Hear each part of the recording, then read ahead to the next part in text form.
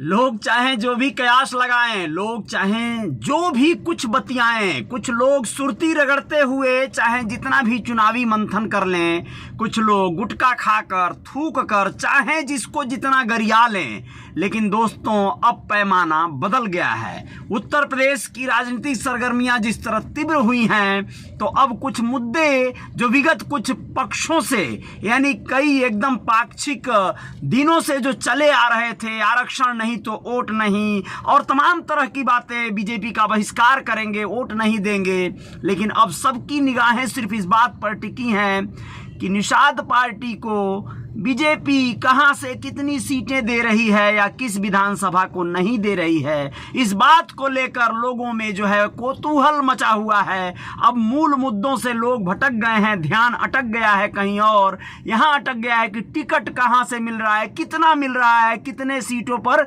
गठबंधन हो रहा है, वीआईपी पार्टी किस प्रत्याशी को कहां से उतार रही है। इन सब विषयों पे लोगों का ध्यान जाकर रुक गया है। नमस्ते, मैं हूं Ajay Sahni, star real reporter news के अपने पेज पे पुनः एक बार जय जयकार करने हेतु आप सभी के बीच हूं, आप सभी के साथ हूं। मेरे पेज पे जो लोग मुझे फॉलो करते हैं उनको धन्यवाद देता हूं। मुझे यूट्यूब चैनल मेरा जो है रियल रिपोर्टर न्यूज स्टार, उस पर सब्सक्राइब करने वालों को बहुत बहुत आभार प्रकट करता हूं। दोस्तों, बताने जा रहा हूं उत्तर प्रदेश के खास जो सीटें हैं उनके बारे में, जैसे कि गोरखपुर सदर जो सीट है विधानसभा की, वहां से योगी आदित्यनाथ जी भाजपा के टिकट पर चुनाव लड़ रहे हैं, जो कि सूबे के मुखिया हैं। यह बात तो आप लोग जान चुके हैं, लेकिन क्या आप लोग जानते हैं कि गोरखपुर में दो सीट है, एक है सदर और दूसरा है गोरखपुर ग्रामीण। गोरखपुर ग्रामीण जो परिक्षेत्र है वहां से सीटों को लेकर बड़ा कौतूहल मचा हुआ था। जो निषाद पार्टी जो सहयोगी दल है भारतीय जनता पार्टी की, उसके मुखिया डॉक्टर संजय निषाद और पार्टी के कद्दावर जो पदाधिकारी थे, वो लोग कह रहे थे कि अगर हमें गोरखपुर ग्रामीण नहीं मिलता है तो इससे हमारे जो वोटर्स हैं वो बड़े बौखला जाएंगे, भाजपा को बहिष्कार कर सकते हैं। भाजपा डर गई है, बैकफुट पर आ गई है। चलिए पहले खबर मांच देते हैं, फिर बताएंगे वीआईपी पार्टी को कहां कहां से 24 सीटें अनाउंस कर दी है वीआईपी ने और टिकट दिया है कुछ दिग्गजों को, जो लोग इस बार चुनाव में दिखाएंगे अपनी धमक। आइए ले चलते हैं आप लोगों को उत्तर प्रदेश के गोरखपुर जिले में। योगी आदित्यनाथ के मैदान में आने से चुनाव की सरगर्मियां बढ़ गई हैं, उत्साह बढ़ गया है। वहीं ये भी तय हो गया है कि भारतीय जनता पार्टी गोरखपुर से योगी आदित्यनाथ को लड़ाकर पूर्वांचल की सीटों पर कब्जा करने की रणनीति पर काम कर रही है। योगी के लिए भी यह जरूरी हो गया था कि पूर्वांचल से लगाएं गोरखपुर की 9 सीटों पर उनका असर दिखे। ऐसे में आज हम गोरखपुर की ग्रामीण सीट की बात कर रहे हैं, जहां 2 बार से लगातार भाजपा जीत जरूर हासिल कर रही है, लेकिन जीत हार का अंतर बेहद कम रहा है। लेकिन यह अंतर बढ़ कैसे सकता है, इसका गुणा भाग गणित भाजपा ने बिठा लिया है। कि अगर गौरतलब करने वाली बात यह है कि गोरखपुर ग्रामीण क्षेत्र में निषाद वोटरों का ही बोलबाला है। यहां के 1,55,000 निषाद वोटर हैं, जो बीजेपी में ही नहीं बल्कि किसी और का भी समीकरण बिगाड़ सकते हैं। वहीं यहां अल्पसंख्यक कहे जाने वाले मुस्लिम जाति बहुत ज्यादा संख्या में है। यहां मुस्लिम वोटर भी करीब 30,000 हैं। ऐसे में ये वोटर अगर एक तरफ हो जाए तो बड़े से बड़े नेता या पार्टी उनके सामने बौने साबित हो जाएंगे, ऐसा मानना है एनालिस्टों का, जो लोग राजनीतिक गणित बिठाते हैं। आप लोगों को बताएं 2012 में गोरखपुर ग्रामीण क्षेत्र 2007 तक कौड़ीराम विधानसभा नाम से जाना जाता था। वर्ष 2012 में परिसीमन के बाद इसे गोरखपुर ग्रामीण नाम दे दिया गया था। इसमें शहर क्षेत्र का वो भी हिस्सा शामिल है जो जहां पर मुस्लिम आबादी है, मुस्लिम वोटर्स हैं। आप लोगों को बताएं कि परिसीमन के बाद यहां 2 विधानसभा चुनाव हुए जिसमें भाजपा को जीत मिली। वर्तमान में यहां से भाजपा से विपिन सिंह विधायक हैं। वर्ष 2017 में विपिन सिंह ने सपा के कैंडिडेट विजय बहादुर यादव को कांटे की टक्कर देकर 4,000 मात्र वोटों से हरा दिया था। विजय बहादुर यादव को, जो समाजवादी पार्टी के जो यहां से प्रत्याशी थे। अब आप लोगों को बता देना जरूरी है कि गोरखपुर ग्रामीण विधानसभा में जातिगत आंकड़े की बात की जाए तो दलित निषाद की कुल संख्या लगभग 1,55,000 है। मुस्लिम मतदाता यहां पर 30,000 हैं, जबकि ब्राह्मण 40,000, व्यापारी 40,000, क्षत्रिय मात्र 5,000 और बाकी अन्य जो छोटी जातियों की संख्या है 30 से 35,000 है। ये आंकड़े अनुमानित हैं, ऐसे अंदाजन कोई आंकड़े का सर्वे नहीं हुआ है। 2017 के चुनाव में बीजेपी के विपिन सिंह को कुल 83,686 वोट मिले थे दोस्तों। हारे कैंडिडेट जो थे सपा के विजय बहादुर को, उनको 79,276 वोट मिले थे, जबकि निषाद पार्टी के डॉक्टर संजय निषाद खुद भी यहां से चुनाव लड़े थे, उनको 34,901 वोट मिला था। बीएसपी यहां चौथे स्थान पर रही। सोचिए, उसके प्रत्याशी राजेश पांडे मात्र 30,097 वोट ही पाए। ये माना जा रहा है कि अगर निषाद पार्टी यहां से चुनाव लड़ती है तो सपा इस सीट को जीत जाती, अगर यह माना जा रहा था। फिलहाल इस बार विधानसभा चुनाव में निषाद पार्टी का भाजपा से गठबंधन है।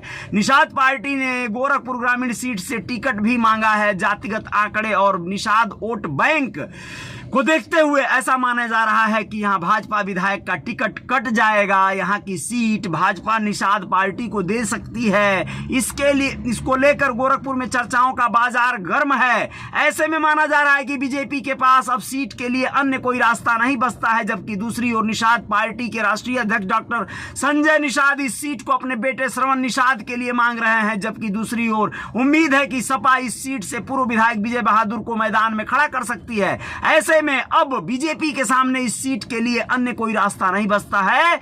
माना जा रहा है कि भारतीय जनता पार्टी अंत में इस सीट से अपने ही सिंबल पर श्रवण निषाद को मैदान में उतार सकती है। वहीं इसके अलावा यूपी की कटहरी, ज्ञानपुर, शाहगंज, जयसिंहपुर और मेहदावल, तमकुही राज, नौतनवा, अतरौलिया, बारा, हंडिया, तिंदवारी, कालपी, सकलडीहा, सुआर और जखनिया सीट निषाद पार्टी के खाते में जा सकती है। दोस्तों, आप लोगों को जानकारी बता दिया हूं, ये जो सीटें हैं इस पर कयास पूरी तरह से लग गया है लगभग की कटहरी, ज्ञानपुर, शाहगंज, जयसिंहपुर, मेहदावल, तमकुही राज, नौतनवा, अतरौलिया, बारा, हंडिया, तिंदवारी और कालपी, सकलडीहा, सुआर, जखनिया सीट निषाद पार्टी के खाते में जा सकती है।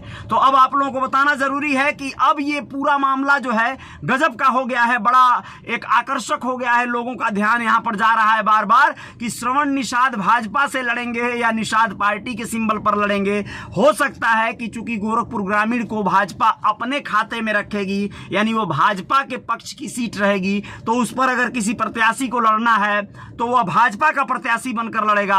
और डॉक्टर संजय निषाद, इसमें कोई दो राय नहीं है कि आप लोग भली भांति जानते हैं कि वह पार्टी चाहे कोई भी हो, पद मिलना जरूरी है उनके लिए, ऐसा वो उनका इतिहास रहा है। तो वह पद को विशेष प्राथमिकता देते हैं। तो अपने बेटे श्रवण निषाद को, जैसे प्रवीण निषाद को सांसद बनाने में उन्होंने भाजपा के सीट से संत कबीर नगर से उन्हें सांसद बनाया, वैसे ही श्रवण निषाद को यहां से भाजपा के ही सीट पे विधायक बना देंगे। बाकी जो सीटें उनको मिली हैं या मिल रही हैं भाजपा की तरफ से, उन सीटों पर अन्य प्रत्याशियों को चुनाव लड़ाएंगे। लेकिन देखना यह भी है कि क्या किसी सीट पर निषाद प्रत्याशी उतारते हैं क्या, जबकि आपको बताना बहुत जरूरी है, यहां पर वीआईपी पार्टी ने अपने खाते खोल दिए हैं, अपने पत्ते खोल दिए हैं। वीआईपी के सनाफ मल्लाह मुकेश सहनी, जो वर्तमान में मत्स्य मिनिस्टर हैं बिहार सरकार में, उन्होंने शानदार प्रकल्प साबित करते हुए अपने कई दिग्गज प्रत्याशियों को उतार दिया है। बताना चाहूंगा 24 नाम का अनाउंसमेंट हो गया है, टिकट क्लियर हो गया है। पहला टिकट सहारनपुर से, आप लोगों को बताएं विधान संख्या नंबर 2 है, सहारनपुर की 2 नंबर विधान संख्या आता है। और नकुड़ जो है विधानसभा का नाम है, नंद किशोर कश्यप यहां से उम्मीदवार बनाए गए हैं। आपको बताएं अधिक से अधिक निषाद समाज के प्रत्याशी उतारे जा रहे हैं वीआईपी के द्वारा। शामिल से जो 8 नंबर विधानसभा कहलाती है, कैराना विधानसभा से, यहां पर डॉक्टर संजीव कुमार जो है प्रत्याशी बने हैं। मुरादाबाद सीट से, जो मुरादाबाद जिले से 28 नंबर विधानसभा से जो विधानसभा है मुरादाबाद नगर, डॉक्टर राजकुमार कश्यप जो है प्रत्याशी बने हैं। आप लोगों को बताएं बागपत से दोस्तों 50 नंबर विधानसभा, छपरौली बोला जाता है, सत्यवीर प्रधान जो है प्रत्याशी बनाए गए हैं। और 5वां विधानसभा जो टिकट दिया गया है बुलंदशहर जिले से 67 नंबर विधानसभा, अनूप शहर बोला जाता है, अनीता यहां से जो है प्रत्याशी बनाई गई हैं। आगरा से, आगरा जनपद में 90 नंबर विधानसभा, आगरा ग्रामीण एससी मनोज सोनी को बनाया गया है प्रत्याशी दोस्तों। और आपको बताएं मैनपुरी जिले में 107 नंबर विधानसभा, मैनपुरी से राम रतन कश्यप को प्रत्याशी बनाया गया है। और बदायूं से 116 नंबर विधानसभा है, शेखपुर, जी हां शेखुपुर है, सुनील कुमार यहां से प्रत्याशी बने हैं। और आपको बताएं बदायूं से ही 117 नंबर विधानसभा से दातागंज जो विधानसभा कहलाता है, ओमवीर को प्रत्याशी बनाया गया है। बदायूं की हो गई बात, और बरेली से 123 नंबर विधानसभा से बिथरी चैनपुर विधानसभा का नाम है राजकुमार उर्फ सीटू को जो है प्रत्याशी बनाया गया है दोस्तों। और यह देखने वाली बात है आपको कि बरेली के ही जनपद बरेली से 126 नंबर विधानसभा आंवला बोला जाता है, शिवदास लोधी को जो है प्रत्याशी बनाया गया है। और पीलीभीत से 130 नंबर विधानसभा बिसलपुर से दिनेश कश्यप को प्रत्याशी बनाया गया है। शाहजहांपुर से 132 नंबर विधानसभा जलालाबाद बोला जाता है, अनीता कश्यप को जो है प्रत्याशी बनाया गया है। शाहजहांपुर के ही एक और सीट 133 नंबर से तिलहर विधानसभा नाम है, पवन कश्यप को प्रत्याशी बनाया गया है। और अब चलते हैं फतेहपुर, बहुत ही नामी गिरामी विधानसभा है फतेहपुर जनपद की 238 नंबर विधानसभा जहानाबाद। जी हाँ, यहां से संतोष साहनी को प्रत्याशी बनाया गया है। संतोष साहनी जी को मैं व्यक्तिगत जानता हूं, मऊ जनपद के रहने वाले हैं, दिल्ली में रहते हैं, कारोबार करते हैं और बहुत ही हायर एजुकेटेड प्रत्याशी हैं। वो बहुत ही पढ़े लिखे हैं, आईएएस के एग्जाम को वो क्वालिफाई करने बैठे हुए थे और समझिए उन्होंने आईएएस का एग्जाम दे चुके हैं। वो कहीं ना कहीं वो अपने आप में बहुत ही पढ़े लिखे और शानदार जो है प्रत्याशी और सूझबूझ वाले नेता कहे जाते हैं। फतेहपुर से हैं 238 नंबर विधानसभा जहानाबाद से। अब मैं आपको बताऊं, अंबेडकर नगर से 280 नंबर विधानसभा जलालपुर से नितेश पांडे को प्रत्याशी बनाया गया है दोस्तों। अब बताऊं आपको एक और, गोरखपुर से 226 नंबर विधानसभा जो चौरी चौरा विधानसभा कहलाती है गोरखपुर जिले की, वहां से रामनाथ निषाद को प्रत्याशी बनाया गया है। जौनपुर जिले के 364 नंबर बदलापुर विधानसभा से सुमित सिंह को प्रत्याशी बनाया गया है बदलापुर से। और जौनपुर के ही 365 नंबर विधानसभा शाहगंज से राम अनुज को प्रत्याशी बनाया गया है। जौनपुर के 366 नंबर विधानसभा जौनपुर से अंजू बिंद को प्रत्याशी बनाया गया है। और बताएं, जौनपुर के 371 नंबर विधानसभा जफराबाद से इंद्रजीत निषाद प्रत्याशी बने हैं। और जौनपुर के 372 नंबर विधानसभा किराकत एससी जो विधानसभा है, पप्पू भारती को प्रत्याशी बनाया गया है। और गाजीपुर 376 नंबर विधानसभा जंगीपुर से मनीष चौधरी को प्रत्याशी बनाया गया है। मिर्जापुर 398 नंबर विधानसभा चुनार विधानसभा का नाम है, अमित सिंह पटेल को प्रत्याशी बनाया गया है। तो ये प्रत्याशियों के नाम थे। पहली सूची जारी हो गई है वीआईपी की, और अब आगे और सूचियां जो है आजकल में आने वाली हैं, आप लोगों को अपडेट देंगे जरूर हम। और ये बताना जरूरी है कि वीआईपी के साथ भी बहुत बड़ी संख्या इसलिए जुट रही है क्योंकि वीआईपी की नीतियां और सोच, और सन ऑफ मल्लाह मुकेश सहनी की जो सोच है, उनकी जो डिमांड थी आरक्षण के मुद्दे को लेकर, वह निषाद पार्टी से कहीं आगे चल रहे थे।